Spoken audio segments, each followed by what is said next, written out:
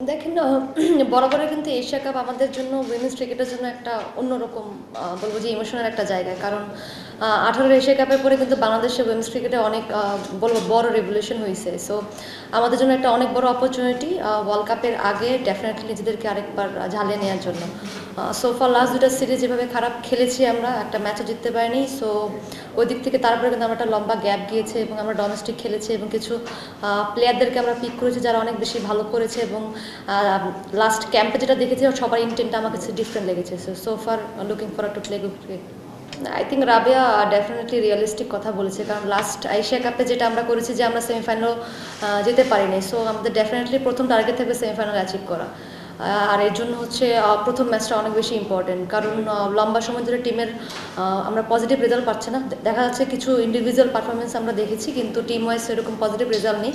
So একটা মোমেন্টামের জন্য অবশ্যই definitely first match against Sri Lanka অনেক বেশি ইম্পর্টেন্ট। সো বেটার স্টার্ট দিয়ে আমরা টুর্নামেন্ট শুরু করতে চাই। হ্যাঁ, এক্সপিরিয়েন্স অলওয়েজ ম্যাটার, যেটা আমি ফিল করি। এবং তারা দুজনে হচ্ছে গতবার বলবো লাস্ট দুইটা এশিয়া কাপের এডিশনে কিন্তু ছিলেন।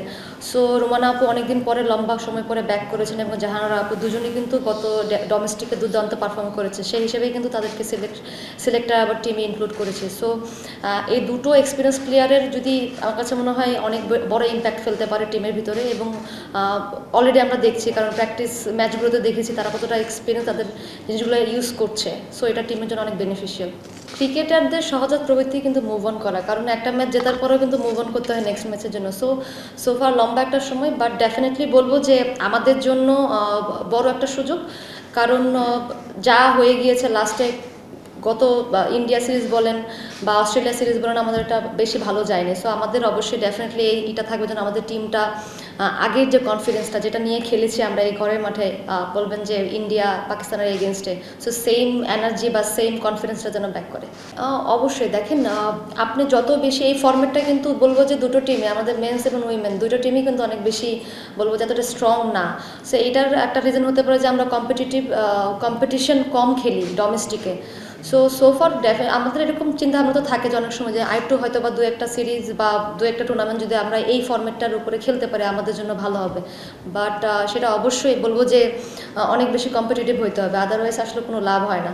সো আমার কাছে মানে ক্রিকেট বোর্ড অনেক কিছু চিন্তা করছে আমাদেরকে নিয়ে সামনে, যেহেতু বাংলাদেশে বিশ্বকাপ। সো এটা মাথায় রেখে অবশ্যই তারা আমাদেরকে সেরকম কোনো ডোর ওপেন করে দেবেন যেন আমরা আমাদেরকে আরও বেটার ওয়েতে রেডি করতে পারি এই ফর্মেটে। ফর্মেট ওয়াইজ কিন্তু ডিফারেন্ট প্ল্যান থাকে, মেন্টালিটির একটা বিষয় তো থাকেই। এবং টি-20 অনেক ইন্টেন্সিটির একটা গেম। সোফার এখানে যে যত বেশি নার্ভ ঠান্ডা রেখে আসলে যাদেরকে পারফর্ম করতে পারে সেটা বেটার হয়। এবং এসব ম্যাচগুলো দেখাচ্ছে কি অনেক সময় আপনি নাম ওয়াইজ যেতে পারেন, অনেক সময় হচ্ছে সিচুয়েশন বেস করে অনেক সময় রেজাল্ট চলে আসে। সো এদিক থেকে যদি বলবে যে ওই ইন্টেন্টটা যদি যে যারা ধরে রাখতে পারে, যে টিমটা ধরে রাখতে পারে, তারা হয়তো একটা পজিটিভ রেজাল্ট পায়। সর্বপ্রথম হচ্ছে আমাদের যে টিমটা, আমি যেটা মনে করি যে এখানে দুই একজন ইন্ডিভিজুয়াল খেললে আমরা ম্যাচ জিতবো না, এটা আমি জানি। কারণ আমাদের টিমে এমন একটা টিম যেখানে আমরা কম্বাইনলি পারফর্ম করলে অ্যাজ এ টিম যদি আমরা ইম্প্যাক্ট পারফর্ম করি সেই ক্ষেত্রে কিন্তু ম্যাচ আমরা উইন করি, যদি আমরা বিগত সব স্টার্স দেখে আমাদের উইনিংয়ের। সো সবার কন্ট্রিবিউশন প্রত্যেকটা ম্যাচে রয়েছে, যে ম্যাচগুলো আমরা উইন করেছি। সো আমার চেষ্টায় থাকে সবসময়, এবং টিমের সবারই চেষ্টা থাকে যেন আমরা অ্যাটলিস্ট ছোটো ছোটো কন্ট্রিবিউশন যেন টিমের জন্য থাকে।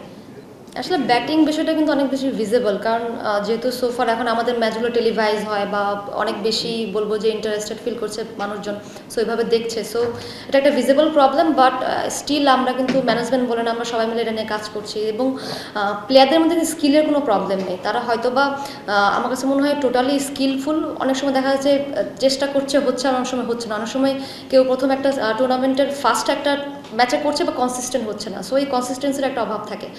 সো ওই দিকটা নিয়ে আসলে কাজ করা, এবং ইন্ডিভিজুয়ালি বলবো যে কোচেসরা অনেক বেশি কাজ করেছে ব্যাটারদের।